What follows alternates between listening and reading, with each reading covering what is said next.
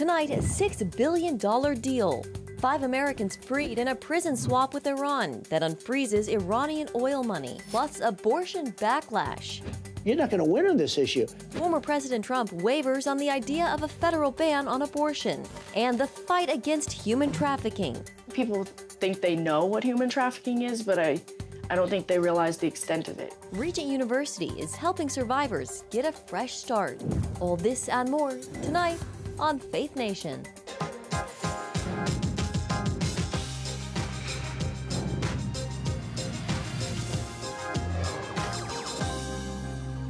Five Americans now free in a controversial deal with Iran. Good evening in Washington, I'm Jenna Browder. Those Americans are headed home tonight, freed as part of a deal between the United States and Iran. That deal unfreezing nearly $6 billion in Iranian assets. CBN News Washington correspondent Hillary Powell is monitoring the status of these Americans. Hillary, some of them have been detained for years. Do we know how they're doing? Well, Siyam Aknamazi, Ahmad Sharji, and Murad Tabaz, and 2 other U.S. citizens who wish to remain private, are safely out of Iran and on their way back to the United States to be reunited with their families. We know 2 relatives of the detainees are also on board. The U.S. State Department says these people are survivors of unspeakable cruelty and prisoners of the Iranian regime. A smile, a hug, and much relief. Images show 3 freed Americans breathing free air for the first time in years. A Qatari government jet provided them safe flight to Doha, Qatar, after enduring what the U.S. called wrongful detainment in Iran. Under a carefully choreographed deal, a total of 5 Americans with dual nationality are headed home in exchange for unfreezing $6 billion in Iranian funds. 2 other Americans who had been blocked from leaving the country are also on their way home. It means that husbands and wives, fathers and children, grandparents can hug each other again, can see each other again, can be with each other again. So it's a day that I'm grateful for. Some Republicans and other international leaders are blasting the deal, calling it a ransom, saying it will likely encourage future hostage-taking. The deal also drew criticism from Senate Intelligence Committee Chair Mark Warner. I want to hear what kind of constraints are being put on in this exchange in terms of what has been reported of the $6 billion. Blinken says the funds, Iranian oil revenue once frozen in South Korea, can only be used for humanitarian purposes. We have absolute oversight of how they're used, and they can only be used for humanitarian purposes. And we have absolute confidence in the process. Despite the deal, Blinken is quick to say the U.S. will continue to hold Iran accountable. Tensions are almost certain to remain high between the U.S. and Iran, which are locked in various disputes, including over Tehran's nuclear program. Blinken took note of retired FBI agent Bob Levinson, abducted in Iran 16 years ago and still unaccounted for. The State Department is reiterating a clear warning to U.S. citizens to avoid traveling to Iran. In a statement, the department warns there is no way to guarantee a similar result for other Americans who decide to travel to the country. All right, Hillary, thank you very much. Victoria Coates is the Vice President of the Heritage Foundation's Institute for National Security and Foreign Policy, and she joins us now. Victoria, welcome. So I'd like to start with just your thoughts on this deal. If each side got 5 prisoners, why the $6 billion deal? Well, thanks, Jenna. And that's the literally $6 billion question, is why the United States needed to sweeten the pot this extensively. And obviously, there are going to be concessions in any hostage negotiation, but an even swap of at least the same number of citizens is something that can be tolerable. But when you have to sweeten it with $1.2 billion per American to get them out, I mean, where's our $6 billion? But it makes no sense, and it does become the biggest ransom in history. Secretary Blinken says the U.S. will hold Iran accountable with this $6 billion deal. Victoria, is that realistic? It seems like Iran plays by its own rules. Oh, absolutely. No, he's just given $6 billion in hard currency to the world's largest state sponsor of terrorism, which would be the regime in Tehran. And if he thinks that this isn't going to free up $6 billion, that now that regime does not have to spend on things like food and medicine to spend on their nuclear program, on their terrorist proxies, on their missile program to strike Israel and even the United States. Of course, that's what they're going to do with it. That's what they did with the cash they got from the original nuclear deal under President Obama. Victoria, do we know who any of these prisoners are that Iran got freed? They seem to be some folks who were selling technology back to Iran. I believe 2 were in the middle of their trials. Some were indicted. It's a little bit hazy, but clearly people who have been involved in sanctions busting to try to get high technology back to Iran to use for their military programs. So these are not good people by any stretch of the imagination. They are people who will almost certainly engage in these activities going forward, a little bit like Victor Bout for Brittany Griner. Brittany goes back to playing basketball. Victor Bout goes back to being Putin's merchant of death. These things are not equivalent. Yeah. You know, this deal, it comes on the heels of a major crackdown in Iran 1 year after the brutal murder of Mahsa Amini sparked national protests. What do you make of the timing, Victoria, in just a few seconds that we have left? The timing's terrible, both the announcement on the anniversary of the 9/11 terrorism attacks and then to overshadow the anniversary of Mahsa's death is shameful and shows how tone-deaf this administration is. All right, we have to leave it there. Victoria Coates with the Heritage Foundation. It's great to have you with us this evening. Thank you, Victoria. Thank you, Jenna. Well, former President Trump is facing major backlash from pro-life and conservative groups for calling heartbeat bills a, quote, terrible thing. In an interview with NBC News this weekend, he also wavered over the issue of a federal ban on abortion. I'm almost like a mediator in this case. They wanted Roe v. Wade terminated because it was inappropriate. We got it done. Other than certain parts of the country, you're not going to win on this issue, but you will win on this issue when you come up with the right number of weeks, because Democrats don't want to be radical on the issue. Most of them, some do. They don't want to be radical on the issue. They don't want to kill a baby in the 7th month or the 9th month or after birth. And for more on this, let's bring in CBN News chief political analyst David Brody. So, David, what do you make of this abortion backlash against Trump? Lila Rose, president of Live Action, went as far as to say he should not be the Republican nominee. Well, he has bungled this, Jenna. I mean, this is look. He says he wants to be a mediator. How about a champion? I mean, you're the most pro-life president ever. Where are you, champion pro-life? Instead, he's like this mediator guy. Look, this is bad optics. All the way around. And I think the question then going forward is how much this will hurt Trump, not in the short term. He's going to win the primaries. Most likely he'll be the nominee. I don't think it's there. I think it's in the general election. I think the question is the evangelicals that are going to go for DeSantis and Nikki Haley and Mike Pence, will they go to the polls in 2024 in a general and vote for Trump on things like the abortion issue, Trump fatigue? Well, I call them the hold the nose evangelicals. Will they go ahead and say, you know what, I'm just going to do it, or will they stay home? And I think that's obviously a big unanswered question right now. Yeah. You know, David, no matter how someone feels about abortion, does Trump have somewhat of a point in that he's saying that Republicans need to play this more carefully and be more pragmatic on this issue? Of course, we know it didn't play well for them in 2022. Yeah, I mean, it didn't play well, and I guess there's a pragmatic approach to this, and there's a negotiator approach to this. The problem is, Jenna, when you're saying that the heartbeat bill that Ron DeSantis signed into law, those type of bills, which, by the way, are in multiple states now, are terrible bills. I mean, that is just the most atrocious words you can use. You're saying a strong pro-life bill is terrible, and then you're saying that Democrats mostly are not extreme on abortion, though some are. He's got it exactly flipped, and that is a major messaging problem. It really questions, to me, Jenna, who's giving him advice. I know Trump is doing his own thing. He's his own man, but he's got some advisors around him that are giving him some really bad political advice. Yeah, we'll see if this could be, you know, maybe the issue that bumps the polls a little bit. So far, not much has. Let's talk about Mike Pence, David. He's running on a platform that draws a pretty strong distinction between populism and conservatism. CBN News spoke with him this weekend. We have a soundbite. Let's listen to that, and then I want to get your reaction. I think things have changed. We governed as conservatives. He ran on a conservative platform. But now I think I am the most qualified, the most tested, and the most consistent conservative in this race. David, about 30 seconds, but what do you make of that response? Yeah, that was John Stolas over at our CBN producer and assignment editor who's doing that interview. Look, I got to tell you, that's a bit disingenuous from Pence. I mean, he says Trump has changed. I mean, he was not a free trader. He was populist right at the get-go.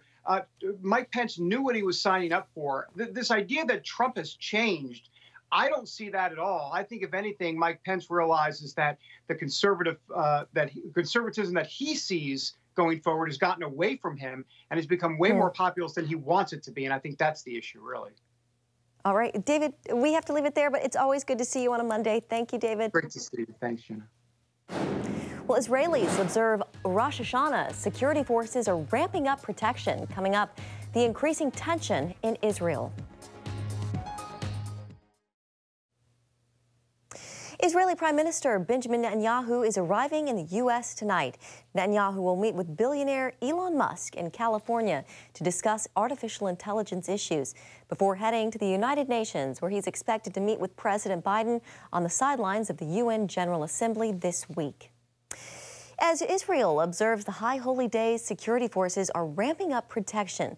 Police in Jerusalem are standing guard at every synagogue in the city. This year, terrorists have escalated their attacks against Israeli citizens, especially in the territory known as the West Bank. CBN's Julie Stahl reports from Jerusalem on the rising tension. This year, terrorists have already murdered more than 30 Israelis. Most of the attacks have taken place in the West Bank, which is biblical Judea and Samaria. We are facing something like around 200 alerts every day for terrorism, the intelligence radar, and of course the rate of fatalities is the highest in the last few years. Reserve Major General Israel Ziv says those carrying out these attacks are mainly young people in their 20s. He adds, while they may not be part of organized terror groups like Hamas and Islamic Jihad, those groups are smuggling weapons, ammunition, and money into Palestinian areas. This equipment finds itself to the hands of those youngsters, and by the internet they find all the instructions how to carry terror attack on vehicles or on the settlements or all kinds of options that they have. And it's up to their decision, to take the act. Ziv says this often makes it harder for Israel to track planned attacks. Adding to this chaos is the growing weakness of the governing Palestinian Authority. We see that they are more busy within themselves. Most of them are corrupted. They are dealing with personal businesses and personal issues, and they are not running cities and the situation in the streets. While Israel mounted a major military offensive in July, Jewish community leaders in Judea and Samaria are calling on their government to take tougher action. There's a relationship here as if each terror attack is a one-time event. They're relating to terror like there's an attack and then another attack and then another. It's simply not right. We have a full war here. What we have is a real threat. And we came here to say to our government that we demand to go to war. We want to win this war. We demand that the government of Israel takes action against these terrorists, like the U.S. and Britain would take action against terrorists that are firing rockets and shooting at women and children that travel on the roads. Many attacks are happening along Route 60, known as the Way of the Biblical Patriarchs, traveled by Abraham, Isaac, and Jacob. Many of the Jewish settlements, which much of the world considers illegal, are established there today. We're building on the land that's ours. We aren't confiscating land. We're building in places that we bought or that belong to the country. We're doing it according to the law. Council leader Shlomo Ne'eman questions how foreign governments can try to stop Jews from building houses in biblical Judea.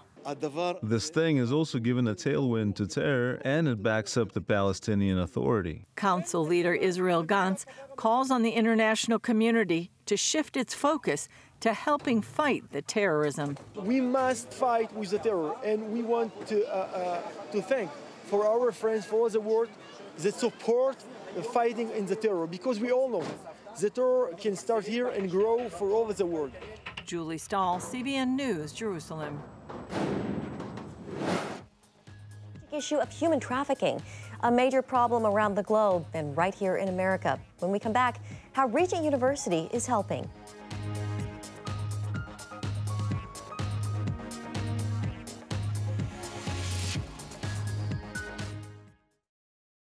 While some victims of human trafficking may eventually find freedom from their traffickers, the legal charges of prostitution and many other forced crimes follow them the rest of their lives. I had to do drugs, which meant I had to possess drugs, which is illegal. I had to steal. I had to hurt other people sometimes, other women, because if I didn't, I didn't know what he would do to me. Olivia first became a trafficking victim at 18 years old. Her boyfriend turned abusive and demanded she make money by selling herself for sex. On an average, I probably saw 20 dates a night. There was a quota I had to make a certain amount every day, and if I didn't make it, there was no food, no sleep, no nothing until I made it. Olivia says he then tried to kill her when she got pregnant with his child. Feeling desperate, she called her mom from a Boston hospital. That led to a train ticket to Virginia to escape her abuser. However, her freedom was short-lived. My first trafficker made me believe that I wasn't good for anything else. You know, you're never gonna get a real job. Nobody's gonna ever wanna hire you. You're a prostitute. Nobody's gonna want you.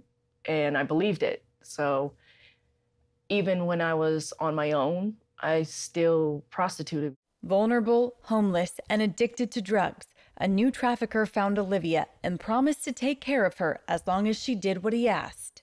When you have a trafficker, you gotta give them everything. There is no, oh, I get to keep a little for myself or control my own money. There technically was no leaving. Olivia tells CBN News she often hoped to get arrested for prostitution so she could get out of her situation. While that wish eventually came true, it resulted in a 4-year prison sentence on charges including prostitution and drug possession. I'm not a prostitute. Really, I'm a human trafficking victim.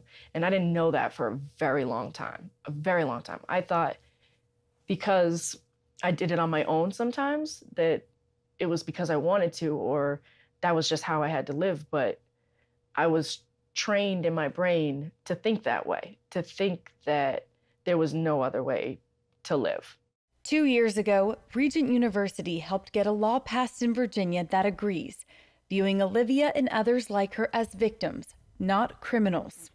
Human trafficking, by its nature, is using force, fraud, coercion, manipulation. It is exploitation of another and forcing them to commit an array of crimes. May Kelsey with Regent Center for Global Justice tells CBN News while the vacator law has been in place for 2 years, no survivor had taken advantage of it. It became clear that this could be the piece that we bring to the puzzle, that survivors have access to this law but don't know about it. The center recently launched a clinic to provide survivors with the legal help needed to file petitions to have their records expunged. Olivia is their first victory. This relief is significant. It is helping survivors like Olivia clear criminal convictions that they don't deserve to have on their record. They didn't have the intent to commit these crimes. And so even when they exit human trafficking, they may be physically free from the predator, the trafficker. This criminal record goes with them. The clinic also connected with a local law firm to train attorneys on the law, human trafficking, and trauma-informed lawyering. God is moving. You know, our enemy prowls around like a roaring lion, but we have the actual Lion of Judah with us.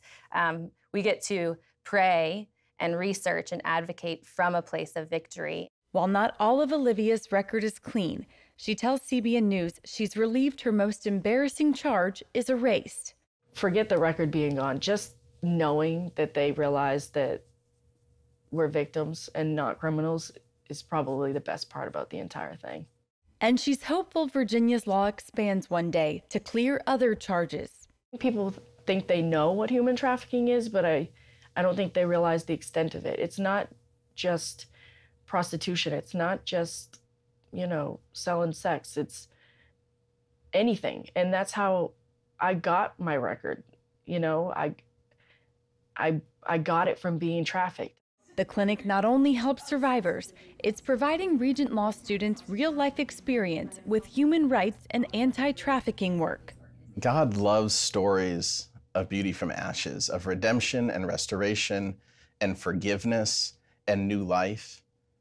And we hope at Regent Law to inspire a generation of attorneys who are going to walk with people in the midst of those stories as an advocate for people in those stories. And I can't think of a better way to do that than this new human trafficking clinic. Moving forward, Regent hopes to scale up the number of victims they're able to help through this clinic. And they're even planning to bring Olivia on as an official part of the team as they work with more survivors. Reporting from Regent University, Abigail Robertson, CBN News. Thank you, Abigail. And if you're a victim of sex trafficking and you have prostitution convictions on your Virginia criminal record, you may qualify for record relief. To find out, contact the Center for Global Justice Clinic. You can call 757-352-4660 or email cgcclinic@regent.edu with your contact information, and they will follow up with you. And if you'd like to find out more about what Regent is doing to fight trafficking and help victims get a new start, just go online to globaljustice.regent.edu. That will give you information about the Regent Center for Global Justice, opportunities for students, and more. Still had a second chance at life for a pooch with a unique record.